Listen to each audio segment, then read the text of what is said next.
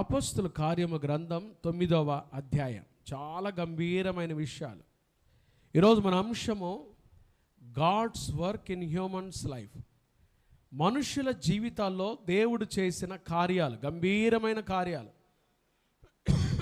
చాలా బలమైన కార్యాలు చేసే దేవుడు మన దేవుడు.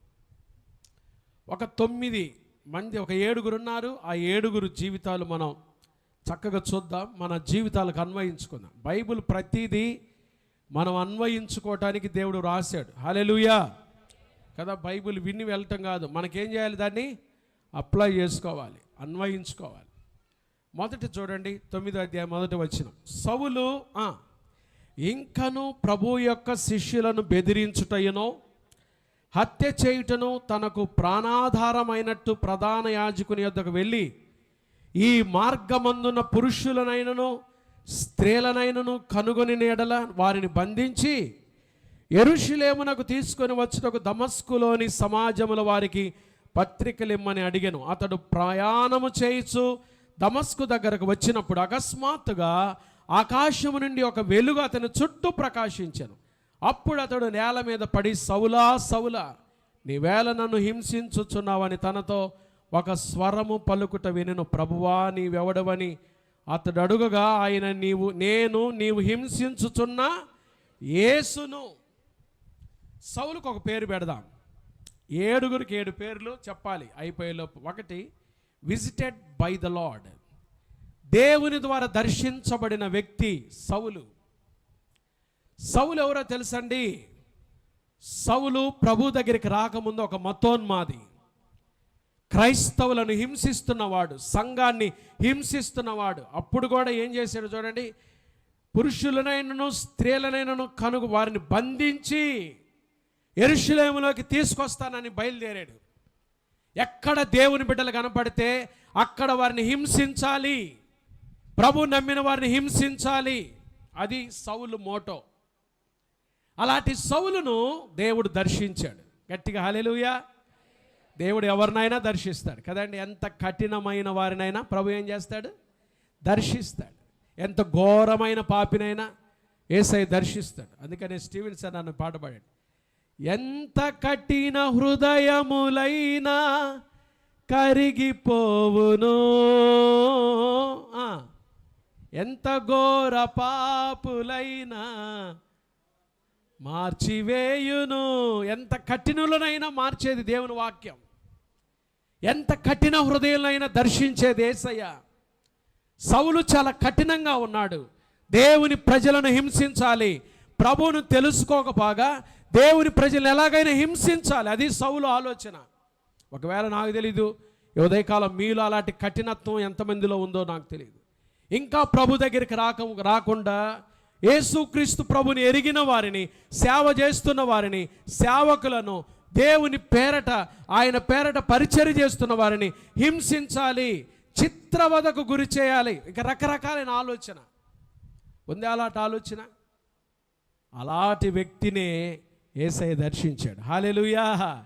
యేసయ్య దర్శిస్తే ఎంత ఘోరమైన పాపైనా, ఎంత కఠిన హృదయులైనా ఏమవ్వాలి?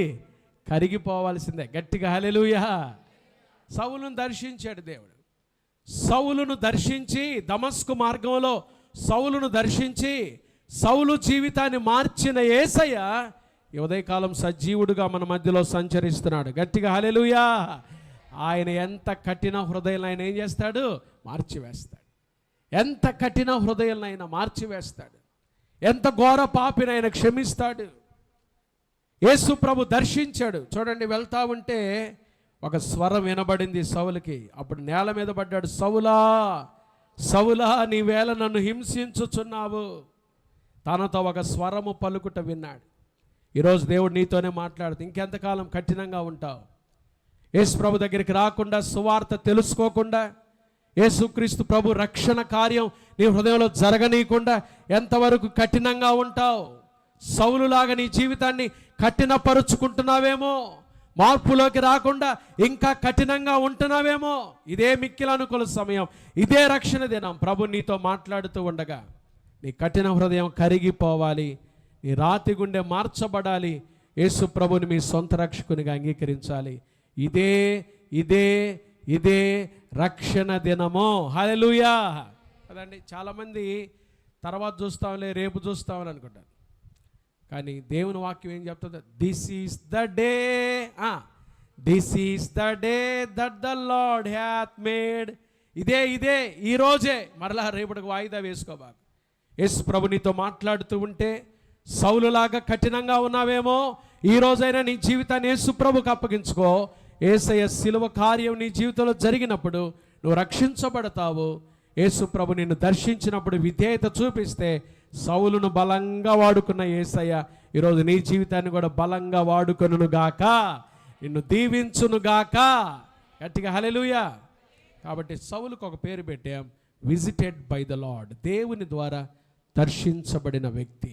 సౌలు పౌలుగా మారాడు, తర్వాత 14 పత్రికలు రాశాడు, గొప్ప సువార్త దండయాత్రలు చేశాడు, అనేక సంఘాలు కట్టాడు, అనేక మందిని ప్రభు కొరకు సంపాదించాడు. అలాంటి సౌలును పౌలుగా మార్చిన యేసయ్య ఈరోజు మనతో మాట్లాడుతూ ఉండగా, ఇంకా సువార్త వినకుండా లోబడకుండా జీవిస్తూ ఉంటే, ఇదిగో రా యేసయ్య దగ్గరికి. సౌలును పౌలుగా మార్చిన నా తండ్రి ఈరోజు నీ జీవితాన్ని మార్చి బలముగా వాడుకొనుగాక. గట్టిగా హల్లెలూయా, హల్లెలూయా. కాబట్టి మొదటి వ్యక్తి సౌలు. ఈ అధ్యాయంలో రెండో వ్యక్తి దగ్గరికి వెళ్దాం. అపొస్తలుల కార్యాలు 9వ అధ్యాయం 10వ వచనం. దమస్కులో అననీయ అను ఒక శిష్యుడు ఉన్నాడు. అననీయ, దేవుడు పిలుస్తున్నాడు, అననీయ అని పిలిచాడు. అతడు, ప్రభువా ఇదిగో నేనున్నాను. చూడండి ఎంత బలమైన మాట. దేవుడు పిలిచినప్పుడు అననీయ ఇదిగో నేనున్నాను. అననీయకు ఒక పేరు పెడదాం, లెడ్ బై ద లార్డ్. దైవాత్మతో నడిపించబడిన వాడు.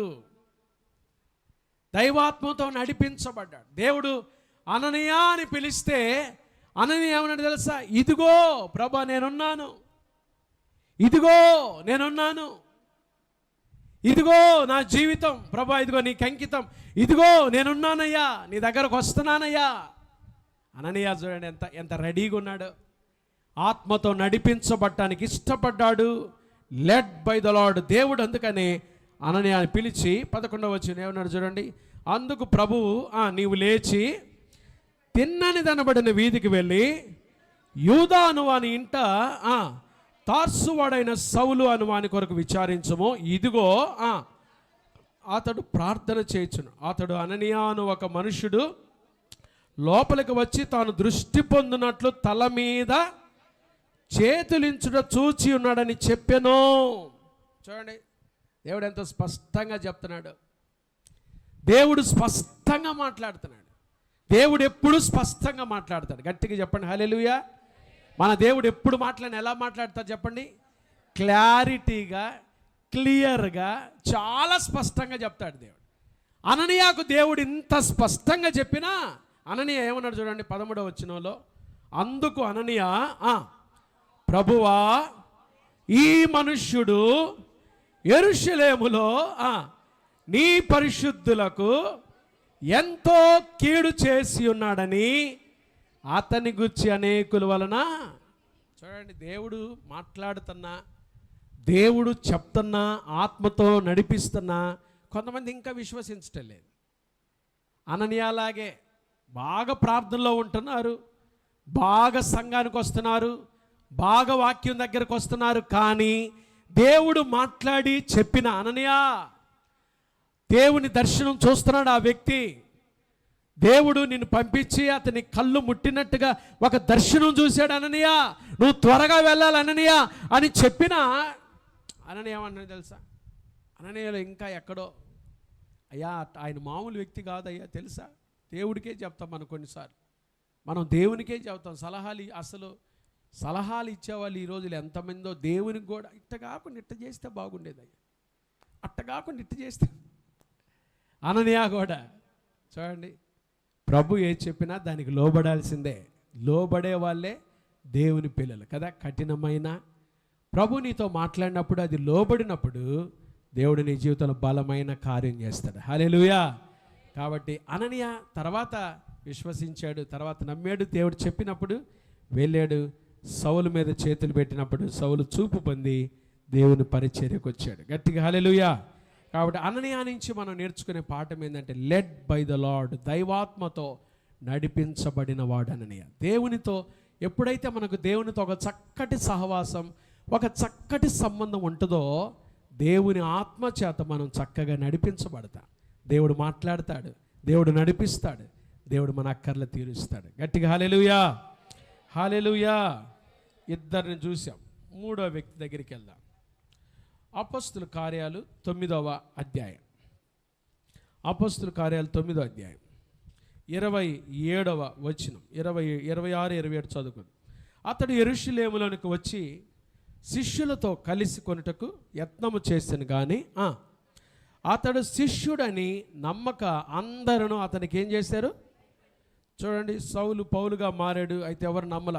27 వచనం. అయితే బర్నబా అతనిని దగ్గర తీసి అపొస్తలుల యొద్దకు తోడుకొని వచ్చి అతడు త్రోవలో ప్రభువును చూచిననియు ప్రభువు అతనితో మాట్లాడిననియు అతడు దమస్కులో యేసునామమును బట్టి ధైర్యముగా బోధించిననియు వారికి వివరముగా తెలియపరిచెను. వివరముగా. బర్నబా నుంచి మనం నేర్చుకోవాల్సిన పాఠం ఏంటంటే ఎంబోల్డెడ్ బై ద లార్డ్, దేవుని ద్వారా ధైర్యపరిచేవాడు. శిష్యులందరూ సౌలు గురించి భయపడతా ఉంటే బర్నబా అన్నాడు, మీరు భయపడద్దు. ఎందుకు భయపడుతున్నారు? అసలు మీరు ఎందుకు భయపడుతున్నారు? దేవుడు ఆయన వాడుకున్నాడు, సౌలును పౌలుగా మార్చాడు. ఒకప్పుడు సంఘాన్ని హింసించిన వాడు, ఒకప్పుడు దేవునికి విరోధమైన కార్యాలు చేసిన వాడు, కానీ ఇప్పుడు ఇతని దేవుడు వాడుకుంటున్నాడని శిష్యులను ధైర్యపరుస్తున్నాడు. చూడండి, బర్నబాలో ఉన్న ఒక గొప్ప విషయం. అసలు బర్నబా అనే మాటకే హెచ్చరిక పుత్రుడు, ఆదరణ పుత్రుడు అని అర్థం. ఇతరులను ఆదరించే లక్షణం. భయపడేవారిని ఇంకా భయపెట్టకూడదు. దేవుని బిడ్డలు భయపడేవారిని, కలవరపడేవారిని ధైర్యపరిచేవారిగా ఉండాలి.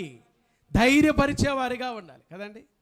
దేవుని బిడ్డలంగా మనం నేర్చుకోవాల్సిన పాఠం బర్నబా నుంచి దేవుని ద్వారా, దేవుని ఆత్మ నడిపింపుతో భయపడుతున్న శిష్యుల్ని ఏం చేస్తున్నాడు? ధైర్యపరుస్తున్నాడు. ధైర్యం ఎలాంటి మాటలు చెప్పి? చూడండి, అయితే బర్నబా అతనిని ఏం చేశాడు? దగ్గర తీసి. ఆ రోజే కానీ, బాగా వినండి, బర్నబా సౌలును దగ్గర తీయకపోతే సౌలు ద్వారా ఇంత పరిచర్య జరిగేది కాదు. గట్టిగా హల్లెలూయా, హల్లెలూయా, హల్లెలూయా. దేవుని బిడ్డలారా, దేవుని బిడ్డల్ని పరామర్శించి దగ్గరకు తీసుకునే వారు ఉండబట్టే పరిచర్యలను దేవుడు ఇంతగా ఆశీర్వదిస్తూ నడిపిస్తున్నాడు. దగ్గరకు తీసుకొని ధైర్యంతో కూడిన మాటలు చెప్పాడు. ఏమంటున్నాడు చూడండి, 27వ వచనం. అయితే బర్నబా అతనిని దగ్గర తీసి అపొస్తలుల యొద్దకు తోడుకొని వచ్చి అతడు త్రోవలో ప్రభువును చూచిననియు ప్రభువు అతనితో మాట్లాడిననియు అతడు దమస్కులో యేసునామమును బట్టి ధైర్యముగా బోధించిననియు వారికి ఎలా చెప్పాడు? వివరముగా చెప్పాను. ఏమని బిడ్డారా, ఇతరులను ధైర్యపరిచే విశ్వాసమేనా? భయముతో ఉన్న వారిని ధైర్యపరిచే విశ్వాసమే? ఇంకా ధైర్యం చెడిన వారిని కూడా ఇంకా వారిని బలహీనపరిచే విశ్వాసమే? బర్నబాలాగా ఉండాలి మనం. బర్నబాలాగా ఇతరులకు ఆదరణ కలిగించే వ్యక్తులంగా, భయంతో ఉన్నవారికి కూడా ఆదరణ కలిగించే వ్యక్తులంగా, ధైర్యపరిచే వ్యక్తులంగా మనం ఉండాలి. అప్పుడే దేవుడు మనల్ని బలంగా దీవిస్తాడు. ముగ్గురిని చూసాం. ఒకటి ఎవరు? సౌలు. ఎవరు చెప్పండి? దేవుని ద్వారా దర్శించబడిన వ్యక్తి. రెండవది అననీయ ఎవరు? దైవాత్మతో నడిపించబడిన వ్యక్తి, లెడ్ బై ద లార్డ్. మూడవది ఎవరు? బర్నబా. దేవుని ద్వారా ఎవరు? ధైర్యపరచబడిన వాడు, ఎంబోల్డెడ్ బై ద లార్డ్. ఇప్పుడు అపొస్తలుల కార్యాలు 9వ అధ్యాయము 32వ వచనం. ఆ తరువాత పేతురు సకల ప్రదేశములలో సంచారము చేయుచు లుద్దలో కాపురమున్న పరిశుద్ధుల యొద్దకు వచ్చి. పేతురు యూజ్డ్ బై ద లార్డ్, దేవునిచే వాడబడిన పాత్ర పేతురు. దేవుని ద్వారా వాడబడుతున్నాడు.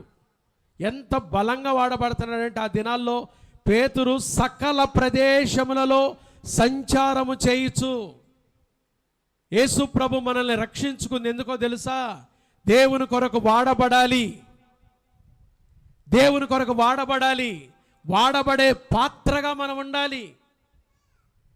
వాడబడుతున్నావా? నువ్వున్న ఇంట్లో, నువ్వు వెళ్తున్న ఆఫీసులో, నువ్వు కూర్చుంటున్న ఆ ఏరియాలో ఎక్కడున్నా సరే ఒక టీచర్గా దేవుని కోసం వాడబడాలి. ఒక మిషనరీ టీచర్గా వాడబడాలి కదండి. ఒక ఆయావా, అంగన్వాడీ టీచర్వా, ఎవరైనా సరే, నర్సువా, డాక్టర్వా, ఎవరైనా సరే, సువార్త సేవ అనేది సంఘం యొక్క గుండె చప్పుడు. అది evangelism is the heart beat of the church. ఇది సంఘం యొక్క పని, అందరం చేయాలి. ఎందుకో తెలుసా? లోకంలో చాలామంది నశించిపోతున్నారు. మనం చెప్పకపోతే ఎవరు చెప్తారు? ఒక డాక్టర్ గారు, ఒక పేరు గడించిన డాక్టర్ గారు ట్రైన్లో వెళ్తున్నాడు. ఆ ట్రైన్లో ఒక వ్యక్తి గబా లేచి ఆయన ముందే నడుచుకుంటూ వెళ్తున్నాడంట. వెళ్ళి కంగారులో గబక్కన ఆ వాష్రూమ్ దగ్గర, బాత్రూమ్ దగ్గర స్లిప్ అయి పడ్డాడు. పడగానే భయంకరంగా రక్తం కారుతుంది. ఒకవైపు నుంచి కోసుకుపోయింది అతనికి, కాలంతా ఒకవైపు నుంచి కోసు. అందరూ కంగారు పడుతున్నారు. ఆ ప్లాట్ఫామ్లో ఉన్న వాళ్ళందరూ కంగారు పడుతున్నారు. అయ్యో, భయంకరమైన దెబ్బ తగిలిందే. ఎలా? ఇప్పుడు ట్రైన్ స్పీడ్గా వెళ్తుంది, చాలా ఫాస్ట్గా వెళ్తుంది.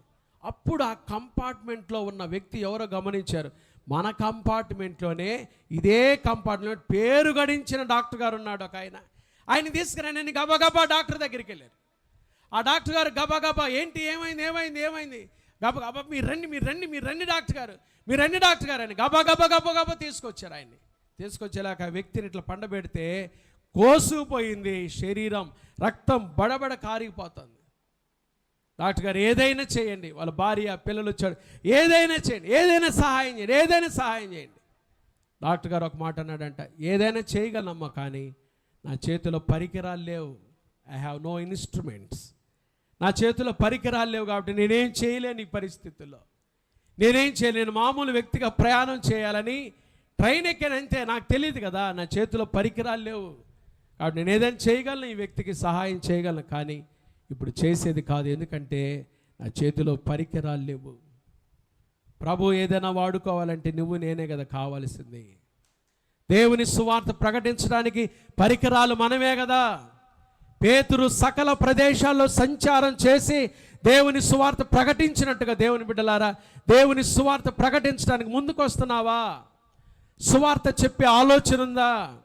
యేసు ప్రభు నమ్మదగిన దేవుడు, లోక రక్షకుడు, మన కొరకు ఈ లోకానికి వచ్చాడు, మన పాపం కొరకై సిలువలో మరణించాడు, సమాధి చేయబడ్డాడు, మరణాన్ని జయించి తిరిగి లేచాడని విశ్వాసంతో కూడా నీ ప్రకటన చేస్తున్నావా? చెప్పేవాళ్ళు లేకపోతే ఎలా సువార్త ప్రకటించబడుతుంది? మనమే కదా పరికరాలము. దేవుడు ఆ రోజు పేతుర్ని బలంగా వాడుకున్నాడు. ఒక మిషనరీ ఒక రిమోట్ ఏరియాకి వెళ్ళాడంట. రిమోట్ ఏరియా అసలు ఎంతంటే కొండలు, లోయలు దాటుకుంటే వెళ్ళాడంట. ఆ ప్రాంతంలో యేసు ప్రభు సువార్త ప్రకటించడానికి. చాలా భయంకరమైన గడ్డు ప్రదేశం, ఏ ట్రైన్ లేదు, ఏ బస్సు లేదు, ఏమీ లేవు. చాలా భయంకర రిమోట్ ఏరియా, చాలా మారుమూల ప్రాంతం. కొండలు, లోయలు దాటుకుంటూ వెళ్ళాడు ఆ మిషనరీ. వెళ్ళి అలిసిపోయి ఇట్లా కూర్చున్నాడు, ఒక చెట్టు కింద ఇట్లా కూర్చున్నాడంట మిషనరీ. చాలా ఆరాంగా ఇట్లా కూర్చున్నాడంట. అక్కడ ఒక అబ్బాయి వచ్చి, సార్ చాలా దూర ప్రాంతం నుంచి వచ్చినట్టుకున్నారు, ఇదిగోండి కోకోకోలా ఏమైనా తాగుతారా అన్నాడంట. డ్రింక్ ఇచ్చి, కోకోకోలా ఏమైనా తాగుతారా అన్నాడంట. వెంటనే ఆ మిషనరీ ఆశ్చర్యపోయాడు. ఈ ప్రాంతంలో కోకోకోలా వచ్చిందే, ఇంత రిమోట్ ఏరియాలో, ఇంత అనగారిన ప్రాంతంలో కోకోకోలా డ్రింక్ వచ్చిందే, వీళ్ళకి ఖచ్చితంగా యేసు ప్రభు ఎవరో తెలుసుంటుందని, బాబు నీకు యేసు ప్రభు ఎవరో తెలుసా అన్నాడంట. వెంటనే ఆ పిల్లడు అంటే, యేసు ప్రభు ఎవరండి, అది కూడా ఒక డ్రింకా అన్నాడంట. వెంటనే ఈ మిషనరీ ఆశ్చర్యపడు.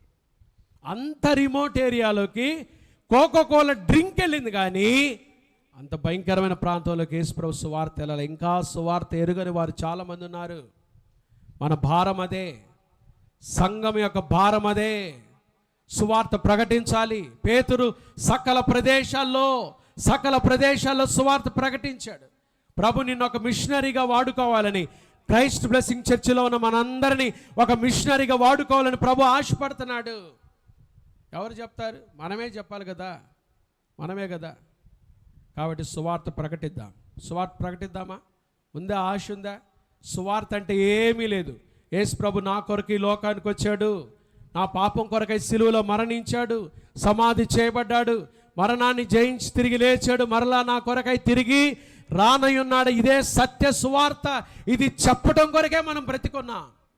అందుకనే ఆంధ్రక్రైస్తవ కీర్తన పుస్తకాల్లో ఆ పాట చాలా చక్కగా ఉంటుంది. ఆ పాట సమీపమందు నుండునేమో చావు కాలమో, సదా నశించిపోవు వారి ఈ సుభాగ్యమో, విధంబు చూపగోరి ఆశ తోడ నిత్యమో వినిపించు చుందామో.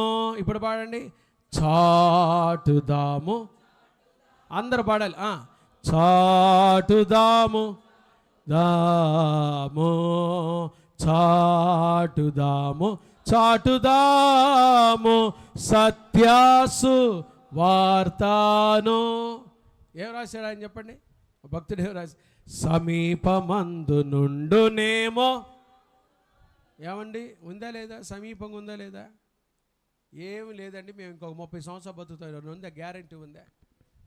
గ్యారెంటీ ఉందా? చెప్పండి. అసలు ఎక్కడైనా షాప్కి వెళ్ళి ఏదైనా వస్తువు కొనగానే ఫస్ట్ అడిగేది ఏంటి మనం? గ్యారెంటీ. చెప్పండి, ఏంటిది చెప్పండి? అసలు మన జీవితానికి గ్యారెంటీ ఉందా? మానవ జీవితానికి గ్యారెంటీ ఉందా?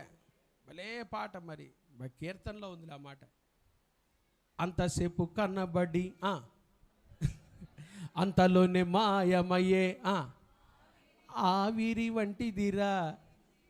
పాడతామండి పాటలు కానీ కదా. లోకాన కాదేది షాయి. మన బ్రతుకు ఎప్పుడు ముగిస్తుందో తెలియదు.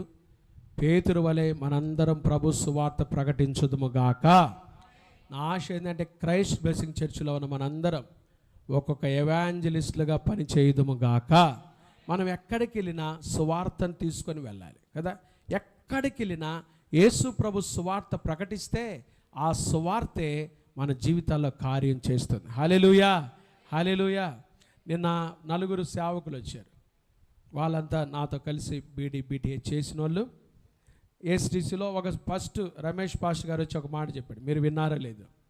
అప్పటికి ఇంకా రాలేదు చాలామంది. డాక్టర్ డేవిడ్ లివింగ్స్టన్ గారిది ఒక గొప్ప సాక్ష్యం. ఆఫ్రికా ఖండంలో ఆయన సేవ చేస్తున్నప్పుడు ఆయన సేవ చాలా కాలం ఎవరు రక్షించబడలే. చాలా కాలం. డేవిడ్ లివింగ్స్టన్ గారు డాక్టర్ గారు కూడా సువార్థికుడు మరియు డాక్టర్ గారు. ఆయన మిషనరీకి సమర్పించుకున్నాడు. ఒకరోజు ఆయన ఇంటి దగ్గర ఒక కుక్కకి గాయమైంది. కుక్కకి గాయమైతే ఆయన ఏం చేశాడంటే పరికరాలతో ఆ కుక్కకున్న గాయాన్ని మిషన్లు పెట్టి మందు పెట్టి బాగు చేశాడు. బాగుపడిన కుక్క ఏం చేసిందో తెలుసా? దానికి ఎంత విశ్వాసం చూడండి. బాగుపడిన కుక్క పోయి 7 కుక్కలు తీసుకొచ్చిందంట ఆయన దగ్గరికి. ఆ కుక్క పోయి ఎన్ని కుక్కలు తీసుకొచ్చింది? 7 కుక్కలు అప్పుడు ఈయన ఆశ్చర్యపోయాడు. కుక్కకి ఎంత విశ్వాసం, కుక్కకి ఎంత నమ్మకం. ఇదే రీతిగా ఈ ఆఫ్రికా ఖండంలో కూడా రక్షించబడిన ఒక్కరు ఈ రీతిగా ఇదే వెళ్ళి లోకంలో సాక్ష్యం చెబితే ఆఫ్రికా ఖండాన్ని దేవుడు మనకి ఇవ్వడా, సువార్తకి ఇవ్వడా, రక్షించడా అని తాను ప్రశ్నించుకొని దేవునికి ప్రార్థన చేశాడు. నా ప్రియమైన దేవుని బిడ్డలారా, ప్రభు బిడ్డలంగా మనం యేసు ప్రభుని తెలుసుకున్న మనము, రక్షించబడిన మనము, మన బాధ్యత ఏంటంటే ఒక్కలకైనా సువార్త ప్రకటించాలి. మనం ప్రతిరోజు లేవగానే ఆ రోజు ప్రార్థన చేసుకోవాలి. ఈరోజు నేను ఒక్కరికైనా సువార్త చెప్పి కొంతమందిని ఆయన ప్రభు దగ్గరికి తీసుకొని రావాలని ఆ నినాదంతో జీవించాలి. కాబట్టి పేతురు యూజ్డ్ బై ది లార్డ్, దేవుని ద్వారా వాడబడిన పాత్ర. మనం కూడా దేవుని ద్వారా వాడబడే పాత్రలుగా ఉందుముగాక. ఒక గొప్ప పాత్రలుగా దేవుడు మనల్ని వాడుకొనుగాక. మీరు ప్రకటిస్తే చాలు. సువార్తలో ఉన్న గొప్ప విషయం ఏం చెప్పమంటారా? ఈ మాట చెప్పి నేను ముందుకెళ్తా. యేసు ప్రభు సువార్తలో శక్తి ఉంది. మన మాటలు ఒట్టి మాటలే, కానీ యేసయ్య మాటల్లో శక్తి ఉంది, సువార్తలో శక్తి ఉంది. యేసు ప్రభు గురించి ప్రకటించండి, మీరు కార్యం చేసేది ఆయన. గట్టిగా హల్లెలూయా. కార్యం చేసేది ఆయన. గట్టిగా హల్లెలూయా. ఆయన అద్భుతం చేస్తాడు. మీరు ప్రకటించండి, ప్రకటించిన వారిని దేవుడు ఖచ్చితంగా పట్టుకుంటాడు. చాలాసార్లు నేను నా ప్రయాణాల్లో, నేను ఎంకామ్ చదివేటప్పుడు ఎప్పుడు బైబిల్ తీసుకొని వెళ్ళేవాడిని. ఎప్పుడు బైబిల్ ఉండేది నా చేతిలో. ఆ దినం నేను రక్షించబడిన తొలి దినాల్లోనే దేవునితో ఒక నిబంధన చేసుకొని, ఎప్పుడు నా చేతిలో బైబిల్ ఉండాలి ప్రభువా, నేను లోకాన్ని విడిచిపెట్టేంత వరకు ఈ పరిశుద్ధ గ్రంథంతో నేను బ్రతకాలని దేవునితో నిర్ణయం తీసుకుని కాలేజీకి వెళ్ళేటప్పుడు నేను బైబిల్తో వెళ్ళేవాడిని. పుస్తకాలు ఉండేవి, బైబిల్ ఉండేది. నేను కాలేజీకి వెళ్ళేటప్పుడు కోచ్ ప్యాసింజర్లో వెళ్ళేటప్పుడు చాలామంది ప్యాకాట్ కూర్చుండేవాళ్ళు. వాళ్ళతో నేను మాట్లాడుతూ ఉండేవాళ్ళు. ఎందుకు ఇది? యేసు ప్రభు నమ్మకూడదు. వాళ్ళంతా ఆఫీసులో పనిచేస్తే ఉద్యోగస్తులు. నేను ఎంకా ముగించేలోపు ఒక అతను యేసు ప్రభుని తెలుసుకున్నాడు. హల్లెలూయా.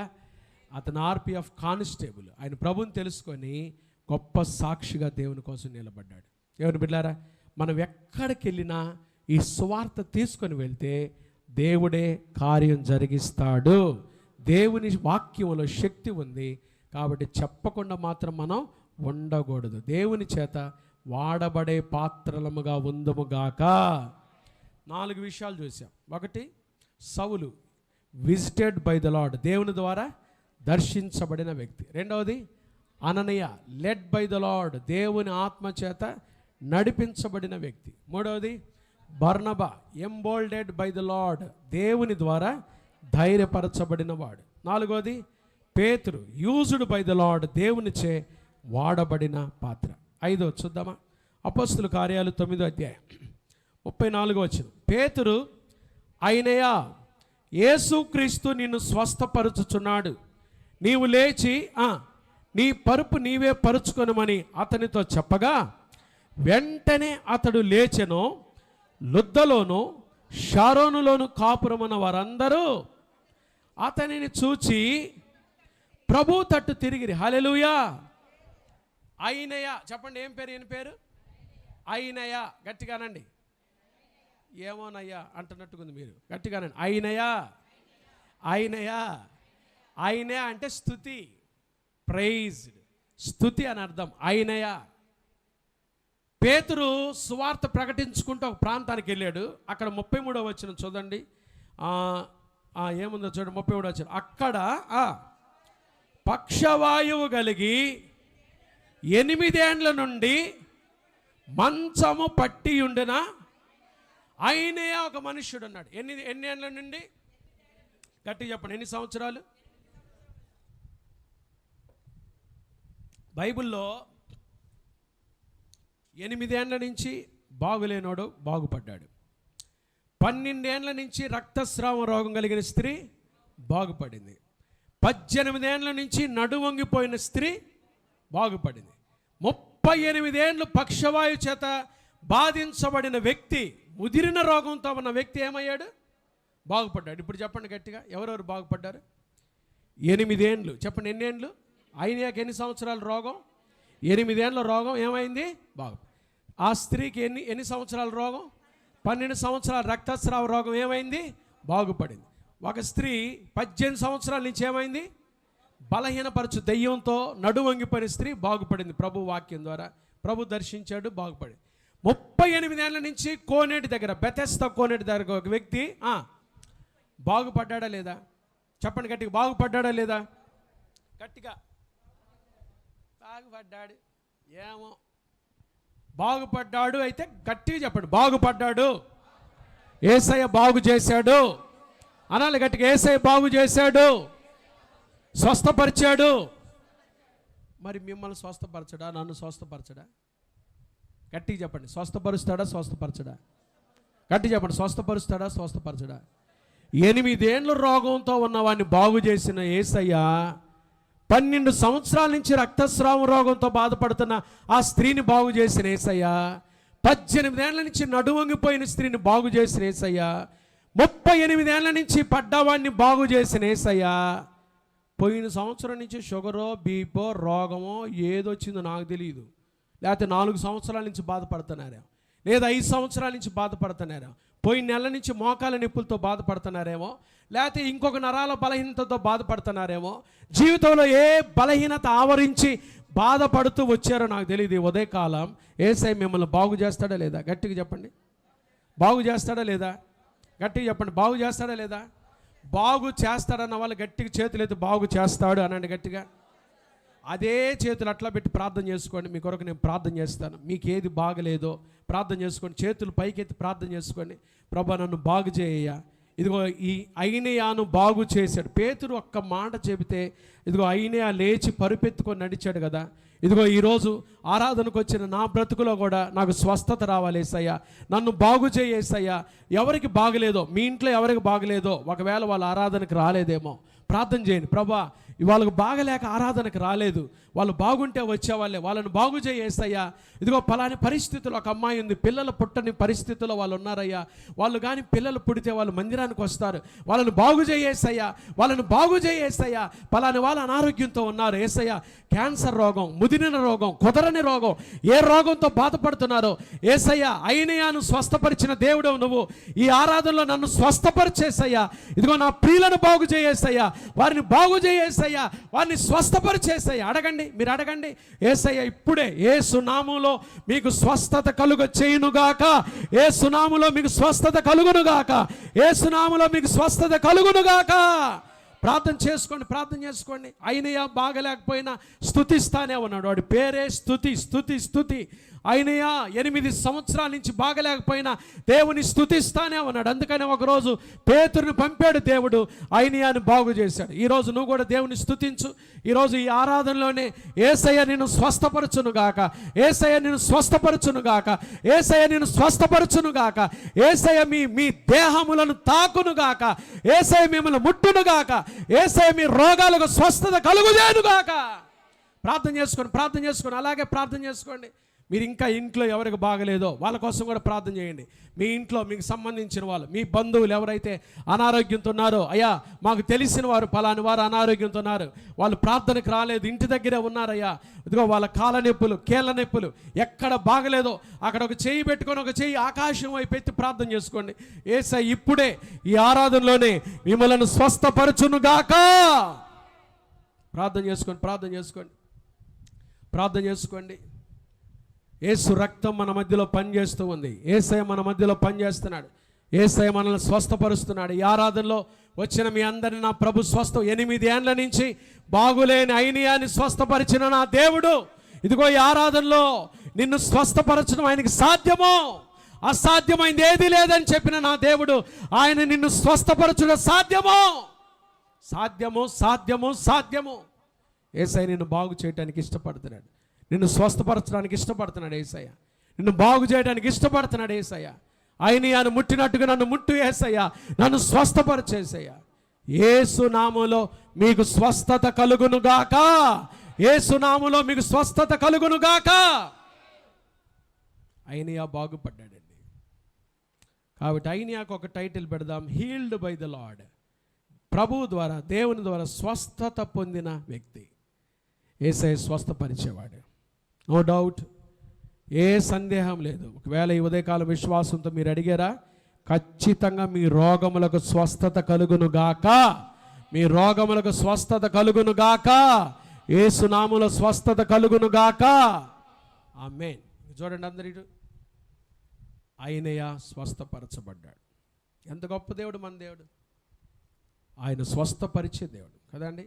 ప్రభు నిన్న నేడు నిరంతరము ఎట్లా ఉన్నాడు, పాడతాం కదా మనం, నిన్న నేడు నిరంతరం మారనే మారవు, నా జ్ఞాపకాలలో చెరగని వాడవు, నిన్న నేడు నిరంతరం మారనే మారవు, నా జ్ఞాపకాలలో చెరగని వాడవు, నీవే నీవే నమ్మదగిన దేవుడవు, నీవు నా పక్షమై చేయున్నావు, నీవే నీవే నమ్మదగిన దేవుడవు. హల్లెలూయా. ఆయన నిన్న నేడు నిరంతరము ఎట్లా ఉన్నాడు చెప్పండి? ఏకరీతిగా. గొప్ప దేవుడు, ఆయనను స్వస్థపరిచాడు. 6వ వ్యక్తి దగ్గరికి వెళ్దాం. అపోస్తుల కార్యాలు 9వ అధ్యాయము 6వ వచనం. మరియు యొప్పేలో తబితా అను ఒక శిష్యురాలు ఉండేది. బైబిల్లో శిష్యులు చాలామంది ఉన్నారు, కానీ శిష్యురాలు అనే మాట తబితాకే రాశారు. తబితాకే రాశారు. ఎంత గొప్ప విషయం చూడండి. తబితా అనే శిష్యురాలు ఉందంట యొప్పేలో. ఆమెకు భాషాంతరమున దొర్క అని పేరు. ఆమె సత్క్రియలను ధర్మకార్యములను బహుగా చేసి ఉండెను.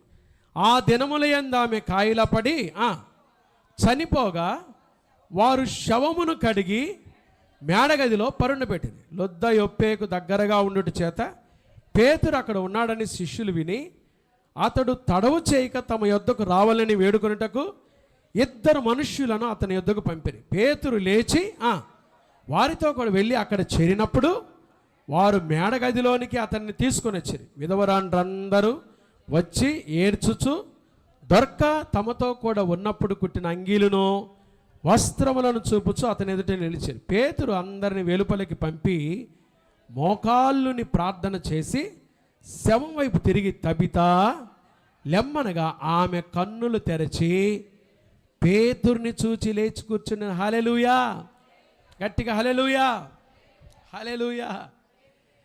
అయినియానేమో స్వస్థపరిచాడు, తబితానేమో చనిపోయిన తబితాని దేవుడు ఏం చేశాడు? మృతులలో నుండి లేపాడు. గట్టిగా హల్లెలూయా. ఆయనకి ఏదైనా చేయగలడు. హల్లెలూయా. పాడతాం కదా, ఏమైనా చేయగలవు. మీరు పాడే సరిగా, ఏమైనా చేయగలవు, కథ మొత్తం నీ నామముకే తెచ్చుకొందువు యేసయ్యా, యేసయ్యా నీకే. హల్లెలూయా. అయినియానేమో ఏం చేశాడు? స్వస్థపరిచాడు. తబితాని, చచ్చిపోయిన తబితాని ఏం చేశాడు? మృతులలో నుండి లేపాడు. కాబట్టి తబితాకి raised by the Lord. Tabitha చచ్చిపోయిన తబితాను లేపాడు, దేవుడు లేపాడు. చూడండి, ఆయనకు అసాధ్యమైనది ఏమైనా ఉందా? ఎక్కడికి వెళ్ళినా ఈ మాట చెప్పండి. ఎవరైనా మీ ముందు అనారోగ్యంతో ఉంటే, చనిపోయే స్థితిలో ఉన్నా, దేవుడు నిన్ను లేపుతాడు. నువ్వు యేసయ్యను నమ్ముకో, దేవుడు నిన్ను లేపుతాడు. రోగులను బాగు చేయటం ఆయనకు సాధ్యం, చచ్చిపోయే వారిని కూడా లేపటం ఆయనకు సాధ్యము. మేము ప్రకటిస్తున్న యేసయ్య చనిపోయిన వారిని కూడా తిరిగి లేపేవాడు. గట్టిగా చెప్పండి హల్లెలూయా, హల్లెలూయా. ఆయనకు అసాధ్యమైంది ఏమైనా ఉందా? ఎలీషా చనిపోయి శవం పాతి పెట్టారంట బైబిల్లో. ఎలీషా చనిపోయి ఏం చేశారు? శవాన్ని గట్టిగా చెప్పండి, ఏం చేశారు? అక్కడ యుద్ధం జరుగుతుంటే ఒక సేవకుడు, ఒక సైనికుడు చచ్చిపోయాడు ఆ ఊరిలో. ఎవరు చచ్చిపోయారు? సైనికుడు, సోల్జర్, మిలిటరీ ఆర్మీ సైనికుడు చచ్చిపోయాడు. వాడిని తెచ్చి ఏం చేశారో తెలుసా? ఆ రోజుల్లో మనలాగా పెద్దది సమాధి కట్టి, మా అమ్మకు నేను చేసిన నివాళి అట్లా చెప్పి సమాధులు కట్టేవాళ్ళు లేరు ఆ రోజుల్లో కదండి. ఆ రోజుల్లో సమాధులు కట్టి బతికినంతకాలం బాగా చూడరు, చచ్చిపోయినాక మాత్రం గ్రానైట్ రాళ్ళతో ఏం కట్టి సమాధులు కట్టి మా అమ్మకు అంకితం. ఒకడు ఏం చేసి తెలుసా? సమాధికి 1 ఎకరం స్థలం తీసుకొని 6 ఎకరం కట్టాడండి గ్రానైట్తో. అవసరమా? 6 అడుగులు చాలు. చచ్చిపోయిన తర్వాత ఎన్ని అడుగులు చాలు? విచిత్రం కదా మనుషులు చేసాయి. ఎలీషా ఆ సమాధిలో ఆ ఊరు సైనికుడు చచ్చిపోతే వాడిని తీసుకొచ్చి సమాధి చేశారు. బాగా వినండి. ఎలీషా తవ్విన ఆ గోతిలోకి మట్టి తీసి ఆ సైనికుని పెట్టేసరికి ఒక అద్భుతమైన విషయం, నాకు ఎప్పుడు ఒళ్ళు గగురుపరిచే విషయం, వాడు లేచి కూర్చున్నాడంట. ఏం చేశాడు చెప్పండి? ఎలీషా శల్యములకు వాడి శవం అట్లా తాకగానే వాడు లేచి కూర్చున్నాడంట. నేను అడిగే మాట ఏంటంటే, ఎలీషా మానవుడేగా, ఎంత ప్రవక్త అయిన మానవుడేగా. ఎలీషా శవానికే ఒక మనిషి శవం తగిలితే లేస్తే, చచ్చిపోయిన శవానికే లేస్తే మనం ఆరాధించే దేవుడు ఎవరు చెప్పండి? ఆయన ఇదిగో మృతుడనైతిని కానీ యుగ యుగములు సజీవుడునై ఉన్నానని మన మధ్యలో సజీవుడుగా ఉన్న దేవుడు ఆయన స్పర్శ తగిలితే నీ జీవితం బాగుపడదా? నీ రోగం పోదా? పోయిద్దా పోదా? గట్టిగా చెప్పండి. పోయిద్దా పోదా? గట్టిగా చెప్పండి. పోయిద్దా పోదా అంటే మేమేం ఏమనుకోవాలి? పోయిద్దానే, పోదులే అనే తల మాత్రం ఇటు ఒప్పుతారు. పోయిద్దా పోదా? గట్టిగా చెప్పండి. ఎవరు తెలిసి పోద్దా పోదా? చచ్చిపోయిన వాళ్ళు కూడా లేవాలి ఈరోజు ఆరాధనలో. హల్లెలూయా. చచ్చిపోయే వాళ్ళు కూడా లేవాలి. హల్లెలూయా. ఆయనకు అసాధ్యమైంది ఏది లేదు. తబిత చనిపోయింది, పేతురు దగ్గరికి తీసుకొచ్చారు. పేతురు తబిత ఏమన్నాడు చెప్పండి? తబిత లే అన్నాడు. అంతే. తబిత లే అన్నాడు. ఏమన్నాడు చెప్పండి? ఎవరైనా బాగులేని దగ్గరికి వెళ్ళి ఈరోజు మీరు కూడా అనండి, లే చిన్నోడా, లేరా బాబు, లే, నువ్వు బాగుపడు, లే, నీకు స్వస్థత కలుగును గాక. మీరు ఈ మాట తీసుకొని వెళ్ళి చెప్పండి. వాళ్ళు మృతులలో నుండి శక్తిని పొంది లేచుదురుగాక, ప్రభు వారిని స్వస్థపరచునుగాక, మృతులలో నుండి ప్రభు వారిని లేవనెత్తునుగాక. దేవుని బిడ్డలంగా మన మాటకు కూడా అంత శక్తి ఉంది. చూసారా? దేవుడు ఎంత గొప్ప దేవుడు. కాబట్టి తబిత లేచింది. నీ పరిస్థితులు ఎట్లా ఉన్నా నేను రాసుకొని వచ్చిన మాట, హోప్లెస్ సిచ్యువేషన్స్. తబిత చనిపోయినప్పుడు తబిత ఇంటి పరిస్థితి ఏంటి? కానీ దేవుడు ఎలాంటి పరిస్థితుల్లోనైనా మార్చగలడు. నీ పరిస్థితులు, నీ ఇంటి పరిస్థితులు ఎలా ఉన్నాయి? దేవుడు ఈరోజు అద్భుతం చేయగలడు. హల్లెలూయా. గట్టిగా హల్లెలూయా. ఆఖరి విషయం, అపోస్తుల కార్యాలు 9వ అధ్యాయం 43వ వచనం. పేతురు యొప్పేలో సీమోన్ అనే ఒక చర్మకారుడు. ఎవరండి? ఎవరైనా? సీమోన్ అనే ఒక చర్మకారుడు. ఈయనెవరో తెలుసా? ఒక చర్మకారుడు. కానీ పేతురుని ఇంట్లోకి ఆహ్వానించాడు. దైవ సేవకులకి ఆతిథ్యం ఇచ్చేవాడు. చర్మకారుడే కానీ మంచోడు. అందుకని నేను పెట్టిన పేరు blessed by the lord. Blessed by the lord. పేతురు ఈయన ఇంట్లో చాలా రోజులు ఉన్నాడు. తర్వాత చరిత్రలో మనం చూస్తే అపోస్తుల కార్యాలు 10వ అధ్యాయం చూడండి. అపోస్తుల కార్యాలు 10వ అధ్యాయము 10వ వచనం నుంచి, అతడు మిక్కిలి ఆకలి కొని భోజనం చేయగోరు ఇంటి వారు సిద్ధం చేయుచుండగా అతడు పరవశుడై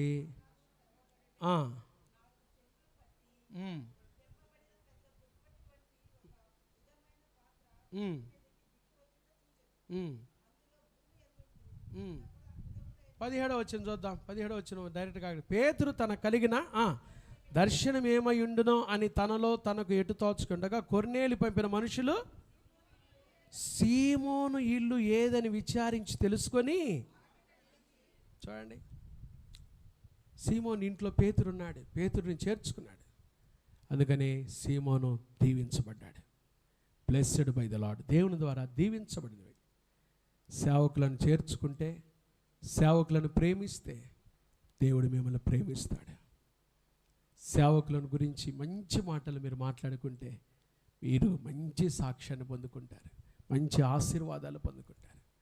సీమోను ఇల్లు బ్లెస్డ్ బై ద లార్డ్.